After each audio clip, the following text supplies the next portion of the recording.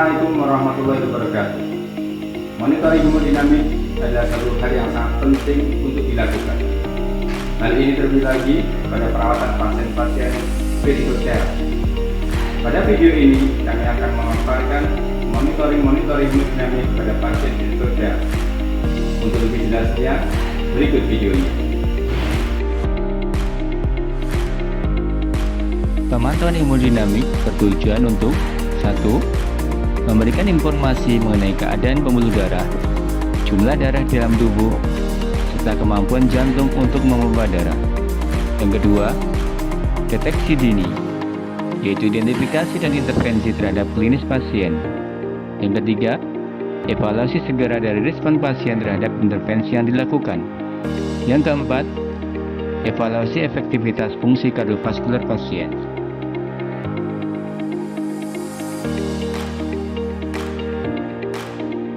Faktor-faktor yang mempengaruhi hemodinamik pasien di ICU. Pertama, penyakit pasien. Yang kedua, obat-obatan. Yang ketiga, status psikologis pasien. Yang keempat, aktivitas pasien.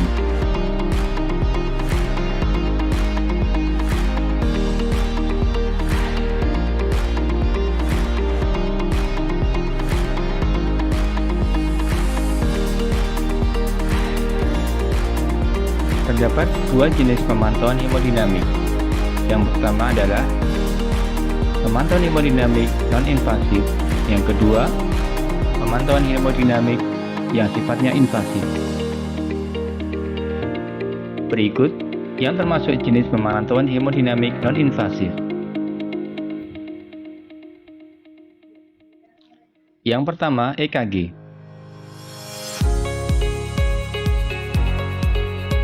Tekanan darah,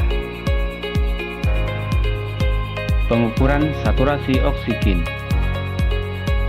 Pengukuran saturasi oksigen berfungsi untuk mengukur kadar oksigen di dalam darah.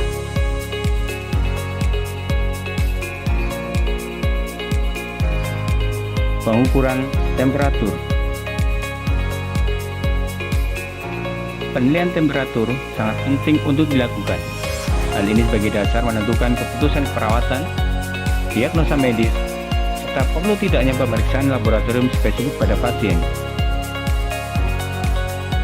Yang menjadi perhatian pula dalam pengukuran temperatur adalah perangkat yang digunakan harus tepat, akurat, dan tidak membahayakan pasien.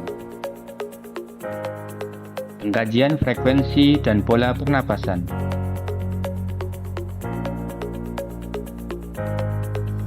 Auskultasi paru dan jantung.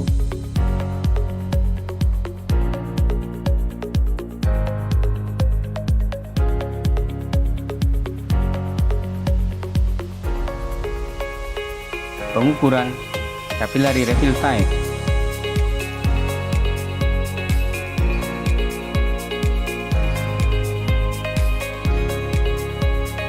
Pengukuran capillary refill time dilakukan dengan cara menekan dasar kuku pasien. Penilaian capillary refill time dapat digunakan untuk memonitor dehidrasi serta jumlah aliran darah ke jaringan. Capillary refill time yang lebih 2 detik mungkin merupakan tanda shock, dehidrasi, atau mungkin merupakan salah satu tanda demam berdarah dengue. Penilaian ada tidaknya edema.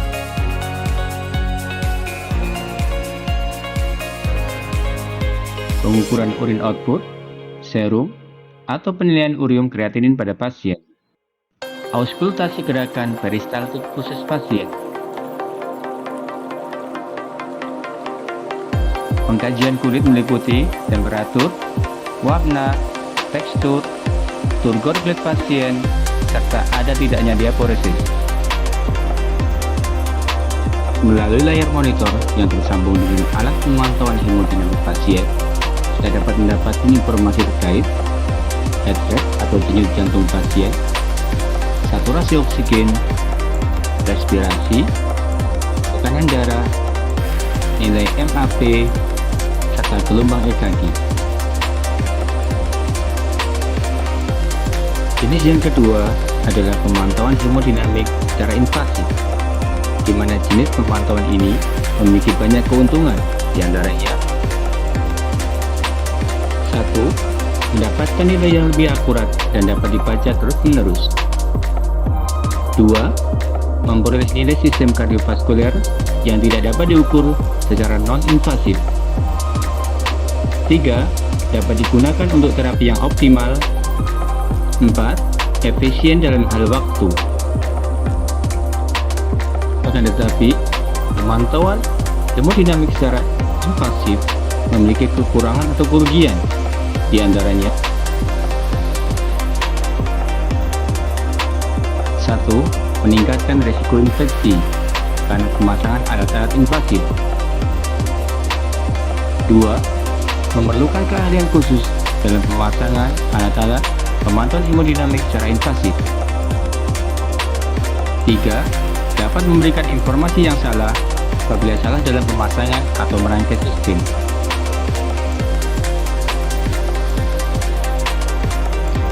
Informasi apa saja yang kita dapatkan dari pemantauan hemodinamik secara invasif? Dengan pemantauan hemodinamik secara invasif, kita dapat mendapatkan informasi terkait tekanan arteri sistemik, tekanan vena sentral, tekanan arteri pulmonalis, tekanan kapiler arteri pulmonalis, serta curah jantung. Berikut ini merupakan contoh pemantauan hemodinamik secara invasif. Invasive arterial monitoring. Invasive arterial monitoring adalah suatu kegiatan pengukuran tekanan darah invasif yang dilakukan dengan melakukan insersi kanul ke dalam arteri yang dihubungkan ke transducer. Transducer akan merubah tekanan hidrostastik menjadi sinyal elektrik dan menghasilkan tekanan sistolik, diastolik, maupun MAP dalam layar monitor. Ada beberapa hal yang perlu diperhatikan oleh seorang perawat di dalam pemasangan invasif arterial monitoring. Berikut ini intervensi keperawatan atau hal-hal yang perlu diketahui seorang perawat dalam pemasangan invasif arterial monitoring. Yang pertama, monitor secara berkala bentuk gelombang yang muncul dalam monitor. Yang kedua, cek secara berkala sambungan dalam sistem. Yang ketiga, cek daerah pemasangan dan sirkulasi. Yang keempat, setting alarm. Yang kelima, tahankan teknik aseptik dalam pemasangan kanul. Yang keenam, jangan menggunakan larutan dextrose untuk melakukan flush. Yang ketujuh, desinfeksi kulit dengan antiseptik sebelum melakukan insersi dan selama mengganti balutan. Yang kedelapan, gunakan transparent dressing untuk mempermudah memonitor adanya infeksi. 9. Cabut kateter segera apabila sudah tidak diperlukan. Yang terakhir, ganti cairan dengan interval 96 jam. Ada beberapa indikasi pemasangan arteri lain. Yang pertama adalah semua pasien dengan kondisi kritis atau yang dilakukan prosedur bedah mayor. Yang kedua, pasien yang dilakukan pemeriksaan gas darah secara berulang. Ada beberapa kontraindikasi pemasangan arteri lain. Di antaranya adalah yang pertama, pasien dengan penyakit vaskular perifer. Yang kedua, pasien dengan gangguan pendarahan. Yang ketiga, pasien yang sedang mendapatkan terapi dengan antikoagulan atau trombolitik. Yang keempat, adanya infeksi daerah tempat insersi. Berikut troubleshooting waveform dalam invasive arterial monitoring. Ada beberapa troubleshooting dalam bentuk gelombang. Untuk gelombang normal, di gambar di samping ini. Adapun overdamp dan underdamp dapat terbentuk karena terbentuknya gelombang pada sistem kateter, penggumpalan darah pada kateter arteri, atau karena kanul arteri tidak dapat di-flush karena mengumpal atau bengkok. Jenis pemantauan hemodinamik secara invasif yang kedua adalah central venous catheter. Tekanan vena sentral merupakan tekanan pada vena besar toraks yang menggambarkan aliran darah ke jantung. Tekanan ini merefleksikan tekanan darah di atrium kanan atau vena cava. Ada beberapa indikasi pemasangan CVV. Di antaranya adalah mengetahui fungsi jantung, mengetahui fungsi ventrikel kanan, menentukan fungsi ventrikel kiri, memberikan cairan, obat-obatan dan nutrisi parenteral, dan kateter CVV dapat digunakan sebagai rute emergency insersi pacemaker sementara. Berikut di bawah ini komplikasi pemasangan CVV. Yang pertama, terjadinya perdarahan. Yang kedua, erosi vaskuler. Yang ketiga, aritmia ventrikel atau supraventrikel. Yang keempat, infeksi lokal atau sistemik. Yang kelima, terjadinya pneumotoraks. Jenis pemantauan hemodinamik secara invasif yang selanjutnya adalah pulmonary artery catheter atau yang sering disebut dengan Swan-Ganz. Pulmonary artery catheter merupakan pemantauan hemodinamik secara invasif melalui pembuluh vena dengan menggunakan sistem transducer untuk mengetahui tekanan di arteri pulmonalis. Dalam pemasangan pulmonary artery catheter, kateter masuk melalui vena cava superior, kemudian melewati atrium kanan, ventrikel kanan, kemudian sampai ke arteri pulmonalis. Terdapat beberapa indikasi pemasangan kateter pulmonal, di antaranya adalah pasien dalam risiko tinggi, pasien gagal jantung akut, hipertensi pulmonal, instabilitas hemodinamik, ataupun pasien pasca operasi bedah jantung secara konservatif. Kesimpulannya adalah monitoring hemodinamik merupakan hal yang penting dalam perawatan pasien kritis.